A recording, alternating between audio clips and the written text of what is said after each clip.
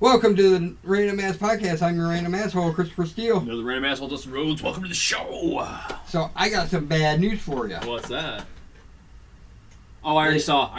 Already canceled. Swamp Thing's already canceled. Yep, and I have no idea why. That first episode was fucking amazing, dude. They're being one season and they're done. I think that's gonna be. I think that's gonna be a little. I'm pretty sure they're gonna flip flop on that because that first episode was really fucking good, and if the show continues down that path, So dude, you watched the whole first episode? Yeah. It was different. It was definitely actually different. no.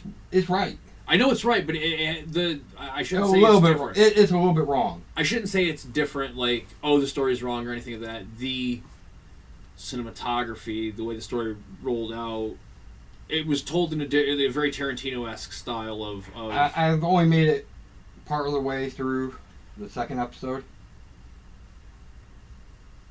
And he's actually Swamp Thing. Nice.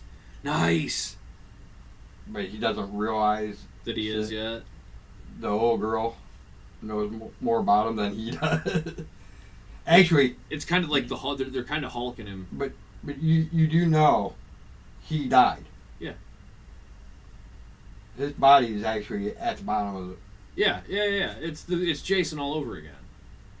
Like that's why Jason's unkillable is because he's covered in fucking water sludge and shit.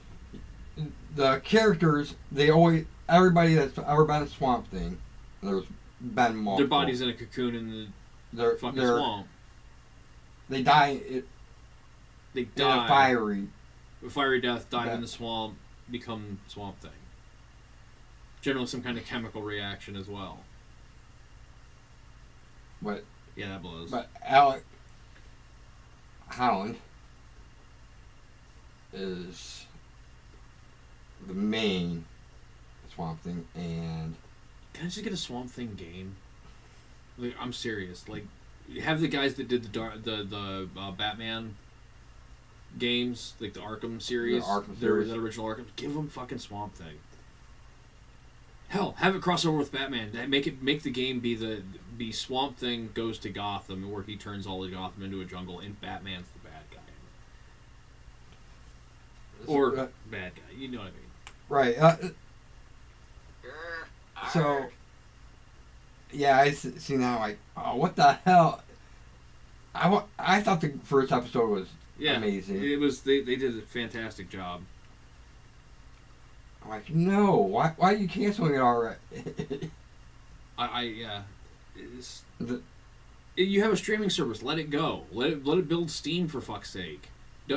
I don't understand. If it's not an instant hit, they cancel it nowadays. It's like it's only been one episode, right? Like no, 2 episodes. The second episode had already aired when they got the news. I'm like, but like, look, you got 2 episodes. I know this is a bad example because you're not a fan. I'm not particularly a fan either. But MASH did not start off as a big hit show. Right. It built fucking steam. Gunsmoke did not start off as a big hit show. It built steam. The Simpsons did not start off as a big hit show. It built steam.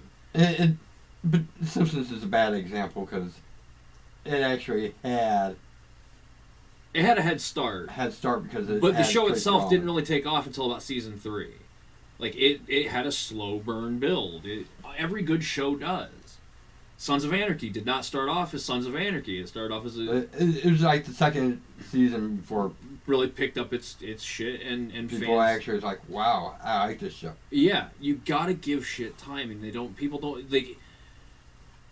have gotten to the point where they want instant gratification, and that's not just like regular people. Like, companies are just like, oh, it's not an instant hit, next thing.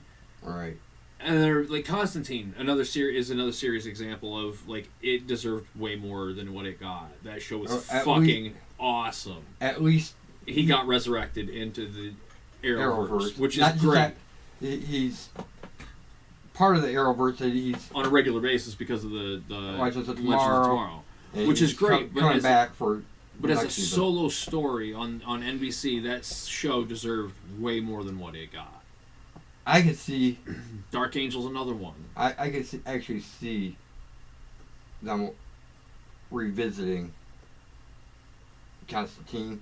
Oh, yeah. Now that he's in the Arrowverse, That'd be a great. Actually, that would be a great replacement show for Arrow. Right. Have him break off and start a whole new story with him. But the third season of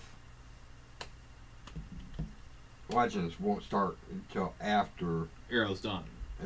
Which is fine because once Arrow, he's gonna be on Legends. If you let Arrow end, run Legends through like it typically would, and let his story in Legends lead to a spin-off series like they did how they brought Flash into Arrow and did it that.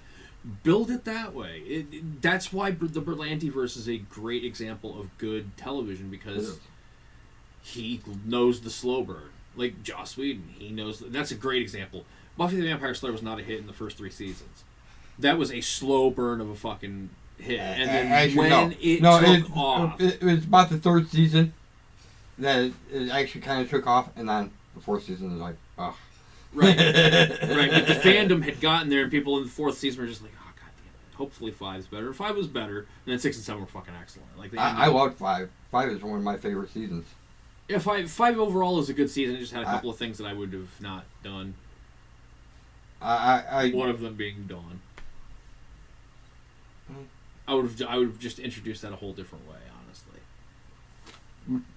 But they foreshadowed Dawn. Right. 2 years earlier. They did a good job with how they did it, but like 2 years earlier, they actually foreshadowed Dawn showing up. Right.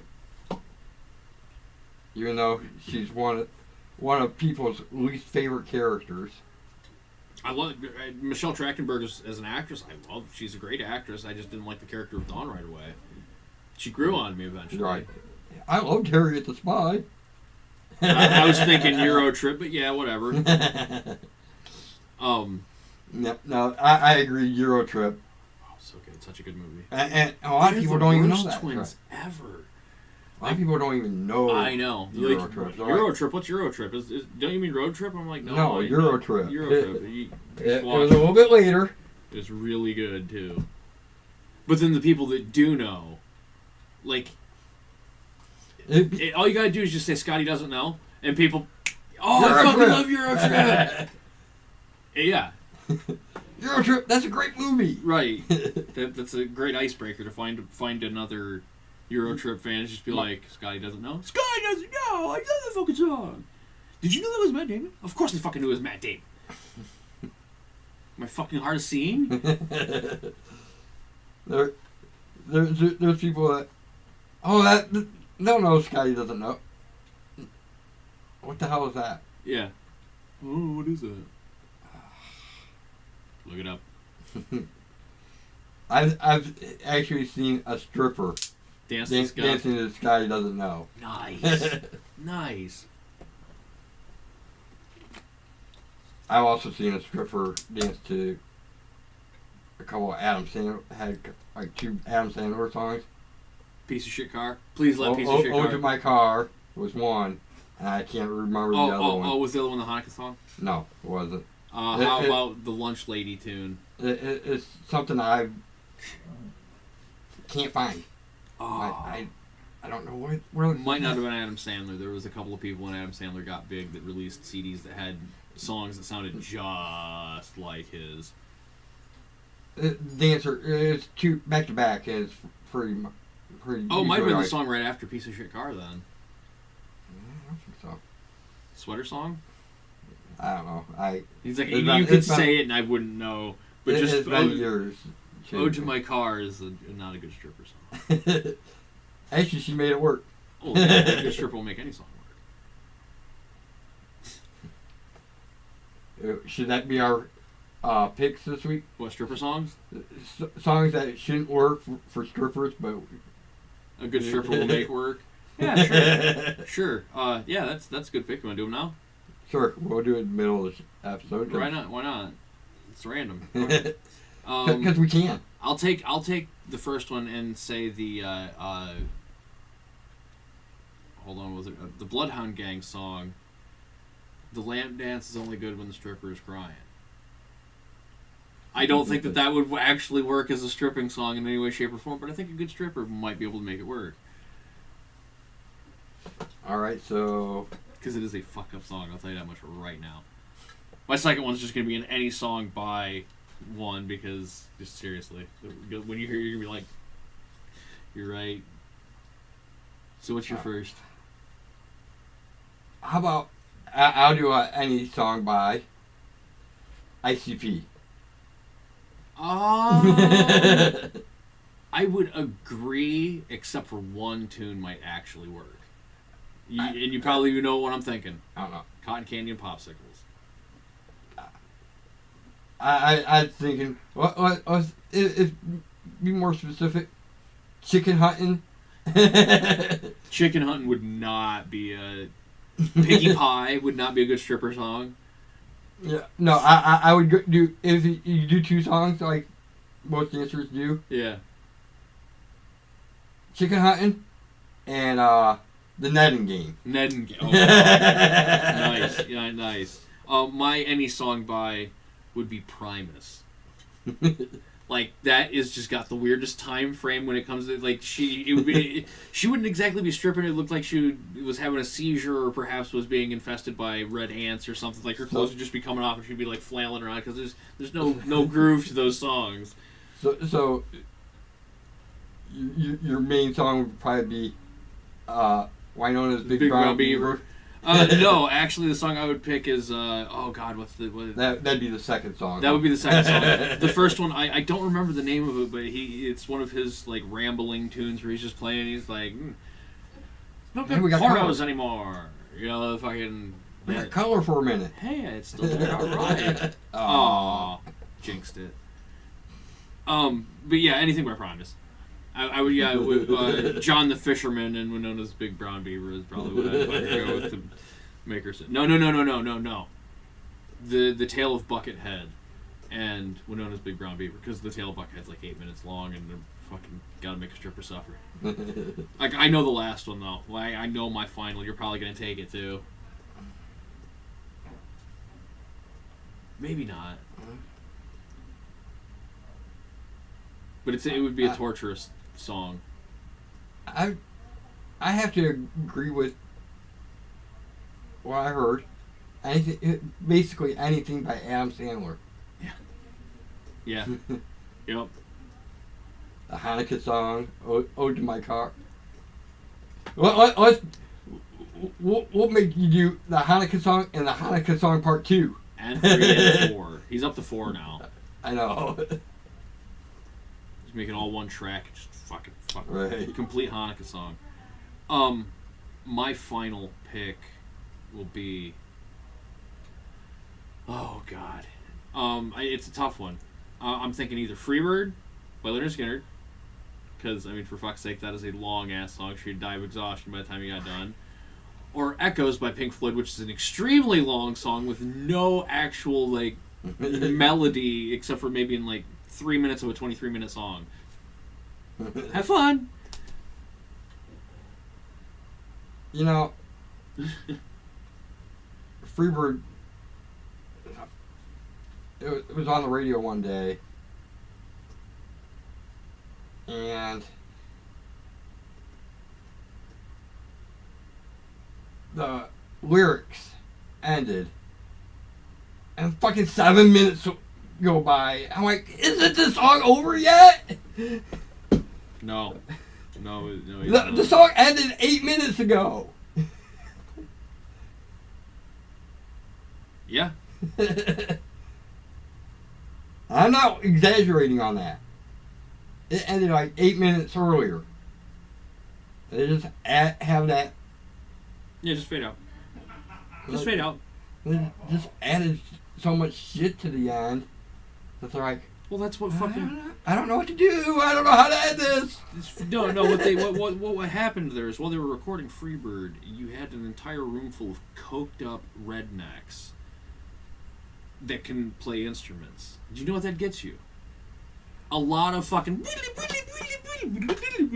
And that's what fucking the end of Freebird is. I don't particularly even like the song. It's good for one thing, in my opinion: the end of Devil's Rejects. That is it. Kind of like how Dream On for Aerosmith. I liked it for a little bit when I was younger. Grew out of it. Not really a big fan of it now, but really good for the ending of 31.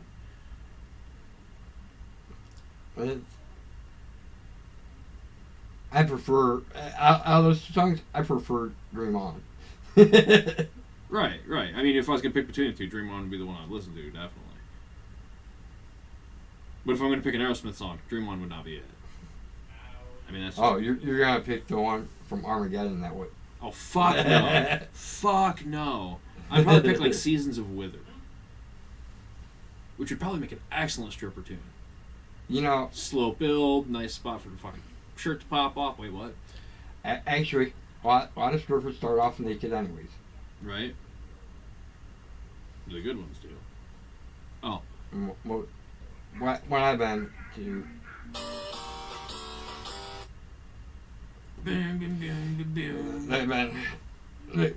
They already start off naked, so... Fair enough. Alright.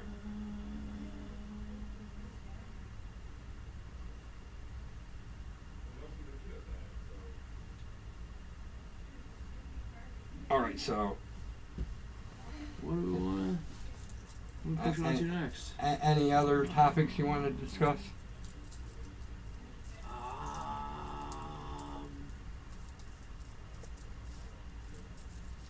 I've been kicking around some fantasy casting for if the X-Men come when the X-Men come to the MCU.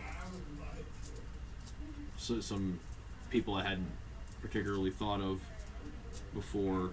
I was having a conversation with a guy on Facebook and we were throwing ideas back and forth. But I think they need a new Superman. They're getting a new Batman. I know. And if they're going to get a new Batman, they need a new Superman. Because both of them are going to be younger, clearly. If they're going to go with Robert Pattinson as Batman, I think they should go with Nicholas Hoult as Clark Kent Superman. The one that played Beast in the new trilogy. Because he plays geek well. The glasses, he could easily pull off the Clark Kent thing. He's definitely fucking in shape because of how he looked in like Mad Max, where he was like skin and bone. So he can do the exercise to make himself Wolverine-esque. And then you throw the blue hair on him and he can make a costume work. So I think he could rock the red cape pretty well. But as far as the X-Men go, oh god, I can't find it now. I had a whole fucking list of them. It wasn't yesterday. Come on, no, it only goes back to yesterday. Bullshit. But like Keke Palmer should be Storm. You know who that is? Have you ever seen Keke Palmer? She's a singer actress. And she's just got the right look to play Storm well.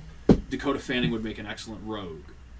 I watched a movie called, or it's part of a movie called The Secret Life of Bees, and she plays a Southern girl who is abused by her fucking dad on a regular basis. And it reminded me in and of itself as the story of Rogue, of how her dad was just a piece of shit and she ran away.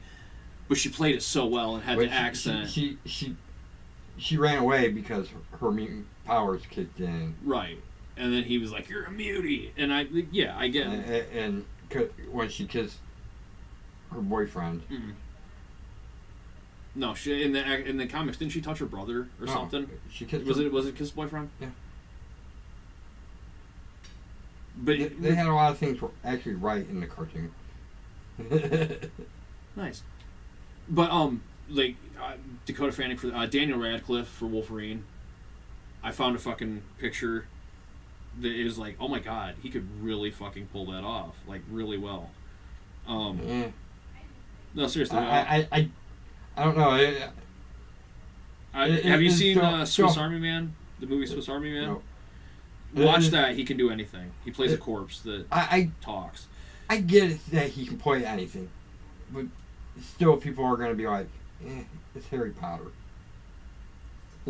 Maybe. No, seriously, where the fuck is my... You can't find nothing! I really can't. It's not this far back. I know it's... Oh, yeah, there it is. That was back in February I found that picture. But somebody did a mock-up of him as Wolverine. I see that and go, it works. It fucking works. He aged a little bit.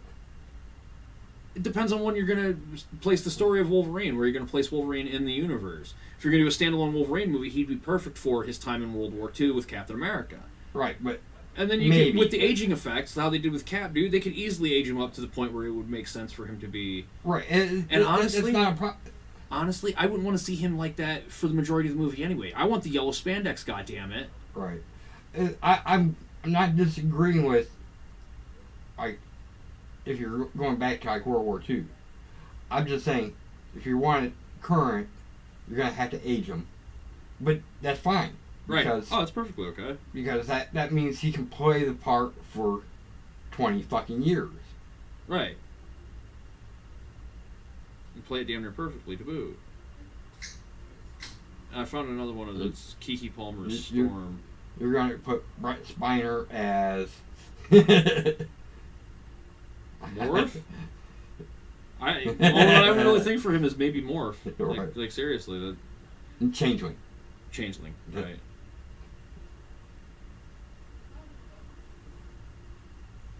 No. Oh my god, it's gone. Why? Why does everything disappear off the internet? Maybe if you don't use Izzy Hale for Rogue, maybe Psylocke. I was thinking she'd be perfect for Psylocke, actually. I honestly, as well, I would change Banshee. I would take Banshee away from him being a dude. I would turn Banshee into a woman. No. No, I would. I would actually merge Banshee and Dazzler. Because the power set of those two combined, like Dazzler's gimmick with Banshee's powers would make her fucking not only an incredible singer, but then it would make sense as to why she's an incredible singer. So, I got one for you. Who are you gonna cast? I'm gonna, because I want to put as a starting enemy. That way we don't get to Magneto right away. Of course not. Mojo. Who would I cast as Mojo?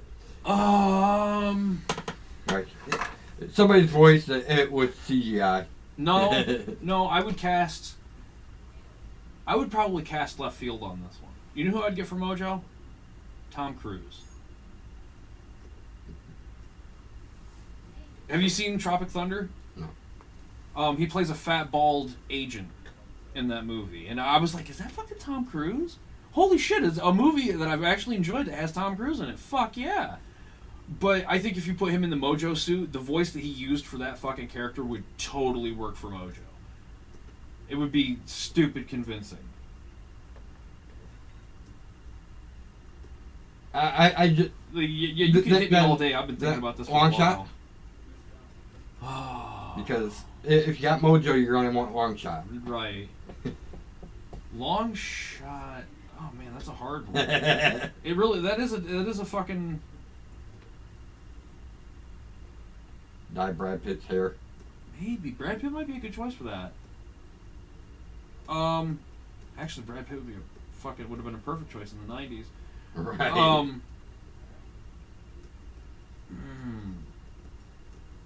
He'd be a perfect choice now, even. He's in good shape, so. He is. He really is. I think Brad Pitt could. Actually, you know who I would get for long shot? The kid that played Cyclops in the new MCU or the new X-Men movies. Because just dye his hair blonde. He has the right face shape for it. Because I want Cyclops and Gambit to be. I want Gambit to be Jared Padalecki, Sam from Supernatural, and I want Cyclops to be Jensen Ackles. I could totally fucking see that. I just a perfect. And actually, for Changeling or Morph, whatever you want to call him, I would go with Misha Collins. They already have chemistry together. He is a smart ass, like a motherfucker off camera, so it's like he would be perfect for the role. Looks wise, Sam has the right build, the height, the hair, just fucking put the cowl on him and you're good. The visor on Jensen Ackles would look perfect with his hair from any era of Supernatural. Like he's perfect for the role. Magneto, though, I would change from Michael Fassbender and Ian McKellen to a younger version, and I would go with what's his name? Negan, their dad. Okay. He would make a good fucking Magneto. All right, so and Sabretooth would make for Sabretooth. I'm thinking either go to go back to Tyler Mane or Braun Strowman. I can see Braun Strowman. Braun is just fucking huge. Doesn't have to say much. All the I wish he could do fucking so well. Right. He's massive, and him and Daniel Radcliffe, dude, there would be like this much of a difference. You could literally have the comic book shot of him, the look up with the claws, and him like the face to face that is so iconic, and that's what is always missed from the X-Men movies of now. And I still can't think of a perfect Jean Grey other than the one that they currently have. Like, she is perfectly. She looks perfect for it. Like I said, Psylocke, Lizzie Hale, definitely Lizzie Hale. I think she could pull off British accent for that. Oh yeah. Or actually, Lizzie Hale would be a good Shadowcat. Because there was a short burst where Shadowcat had the blonde highlights, and tell me anybody else you would not mind having her face through into your room, bro. Like, seriously. No. I'm gonna put that as Paige. You know who I'd pick for Colossus though? Who call her again? Nice. Colossus, I would go with Dolph Lundgren. All right, so and one of the girls from Tattoo is Magic, or Ileana, you know. Let's wrap this up. Oh yeah, we're pushing it. We already did picks, so like, share, subscribe. Comment. Tell your friends. Tell your enemies. Tell your frenemies. Until next time. Peace. Among worlds.